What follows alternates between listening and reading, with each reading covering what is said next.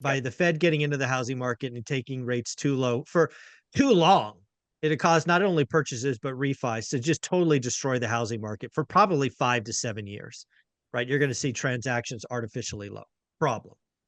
Um, the other thing is, I don't necessarily, I agree with you. I don't think the Fed needs to raise rates, but God damn it, they have to make the threat. Earlier this year, the experts told you to expect 6 rate cuts. It had since been dropped to 3 with the last Fed dot plot. Now, according to Barron's article over the weekend, you should expect 0 rate cuts in 2024. What the heck is going on? We've got the one and only Taylor from Life Goal Investments, a 10-year Wall Street veteran, to help us diagnose how we went from 6 to 0. I don't get it. What happened? Boy, that is a swing of epic proportions, isn't it? Yeah, Yeah, we're gonna cut by 150 basis points, 1.5%. Mortgage rates are gonna come down 1 to 3%, etc. Nope, none of that's happening. It's been funny. And by the way, did we not say this was coming? You and I? I mean, we did. We got consistently. receipts, baby. We got Yeah. receipts. Yeah, exactly. No, it's funny. The market got way over its skis. And I don't blame the market for thinking that rate cuts were coming with the trajectory of inflation coming down.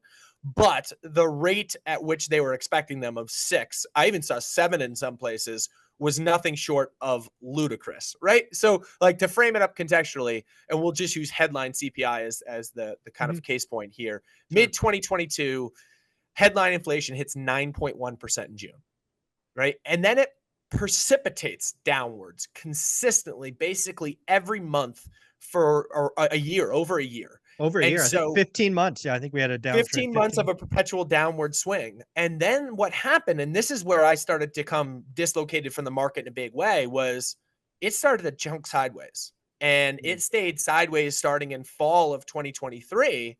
And the market continuously said, and the Fed screwed up here.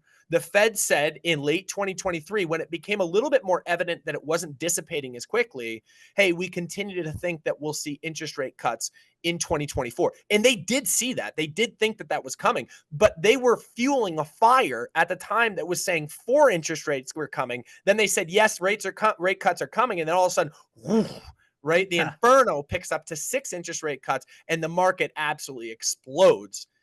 And now we're on the other end of that. Yeah, I think it's really interesting. Again, we have receipts. We go back, and I remember in December, Powell and the team were kind of declaring victory, right? They were saying, hey, we're almost 100%. through this. And then Q1, I think we had like 9 of the 10 inflation reports consistently worse than expected. And Right. now, I think we've just gotten the March data. Where we got it in April.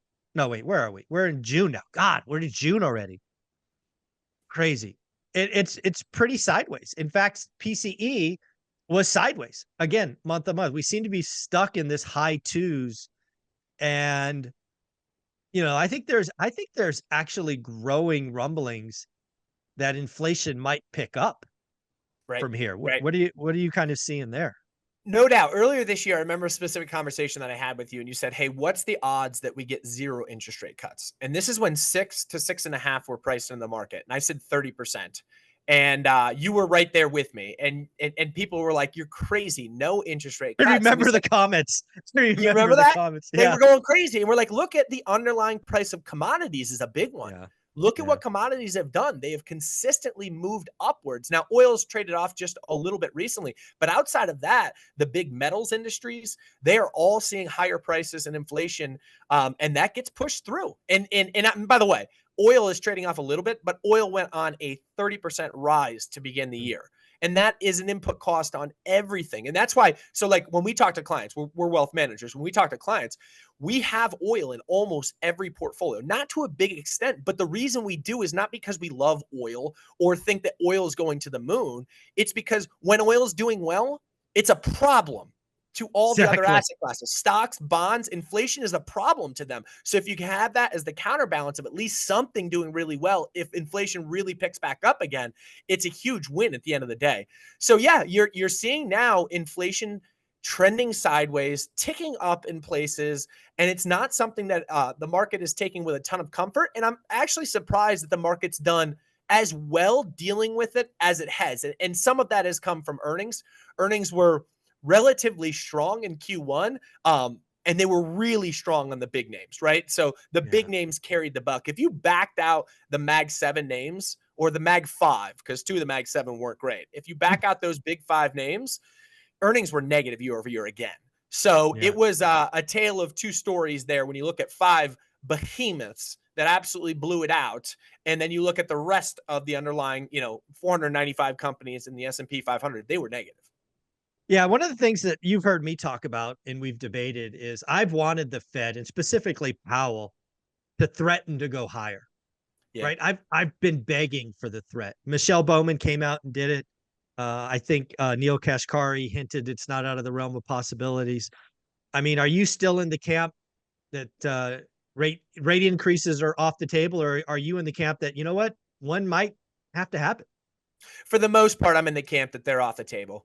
So I would love to be this huge Fed hater, to be honest with you. It would get a lot more clicks and a lot more likes. Candidly, I am not. So if you were I've done this before. I scored Jerome Powell a B plus. His grade is getting a little bit worse, so it might be dropping down to a B with the more recent comments and kind of the evaluation that I gave you there. But if you rewind back to the beginning, like they were absolutely crucified in the fact that they didn't raise quickly enough in the Right. early days. And I kind of supported them. I said, listen, if you remember back to call it late 2021, when inflation was picking up and it was becoming evident that it was a little bit ingrained, the big scare at the time, though, that people forget about is, okay, COVID variant 1, COVID variant 2, and I Yeah. don't remember what they were calling them. If those came to fruition and did actually have another outsized impact like the original COVID did, that could have forced us. And so, say the Fed raised rates and then one of those variants hit, that could have forced us into legitimate deflation and sustained deflation, which is the world's biggest problem. Sounds like a great problem. It's not, because people just put their hands in their pocket and say, I'm not buying anything because it'll be cheaper tomorrow. Now, so early days, I wasn't necessarily as critical of them not raising interest rates quickly enough. Where they were undoubtedly wrong, in my opinion, and I was saying this at the time too, so this isn't Monday morning quarterback, was they were buying mortgages, keeping mortgage rates incredibly low as the housing market was on an absolute moonshot. So they were undoubtedly wrong there. But more importantly, kind of broad standing, I've just talked myself from a B plus down to a B, by the way. I think they've done a fair job. They got them to where they seem to be restrictive. Now, inflation is kind of doing weird stuff right now. I don't think they need to raise again, but I think they need to keep them right where they are, which I think is absolutely what they're going to do.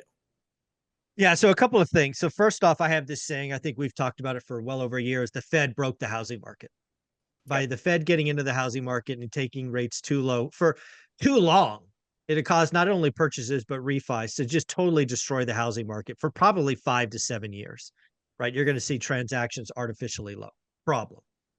The other thing is, I agree with you. I don't think the Fed needs to raise rates, but God damn it, they have to make the threat. And until I'm fine with that. I'm fine with that. Yeah, they have to make the threat, in my opinion. So let's talk about this. I think we're both in the camp. Actually, I'm in the camp. I always like to hold my guesses, my predictions. I'm going to call one Fed rate cut this year. I'm going to call it November. It could be December. But again, you have a chance. How many rate cuts in 2024? Zero. All right. Yeah, the data just doesn't align for the next 2 meetings. So that gets us through summer. Yeah, June, July. They're gone. The November is literally on I think it's 1 day before election. It's so you have a September meeting, which is Okay, where so you have a people are. September meeting, which the data is just not on the table for that yet either, in Yeah. my opinion. And so then the the Fed November meeting is after. So the election's Tuesday, Fed meeting's Wednesday. So it's the day after. It just can't happen then, in my opinion. And then December, you're a month after. And it's like, it could happen in December, don't get me wrong, but I just don't see the politicians will lose their shit if if they do it that close to one side or the other. It just be a nightmare, in my opinion. And I don't think the data is going to warrant it. There you go. There you go. It's fun. It'll be very interesting. So again, no rate cut in 2024. Do you think the first rate cuts Q1, Q2, Q3 of 25? Yeah. So I'm going to take a Fed speak here. It's data dependent. Yeah. You love that, right? Yeah. I love that. I love that. That's such a political answer. Yeah, Yeah. I do think we get one early next year. But I don't have, a You don't massive have amount of great conviction confidence. in Yeah. that. No. Yeah. Yeah. Yeah. Higher for longer, folks. Higher for longer. Lots of stuff going on. Again, I hope the Fed makes the threat of going higher. I don't think they need to. I actually think if the Fed goes higher, they break commercial banks. So I don't think they can go higher. I tend to agree, and they're squeezing central banks already, or I'm not sorry, Yeah. regional banks. Regional They're banks. already Yeah. squeezing. Yeah. Woo, big trouble. Taylor, you're amazing. Where can people find you? You're the man. Yeah, find us on Instagram and on TikTok, whichever one you're on, at Life Goal Investments, 60-second daily videos. It's amazing, man. Thanks again.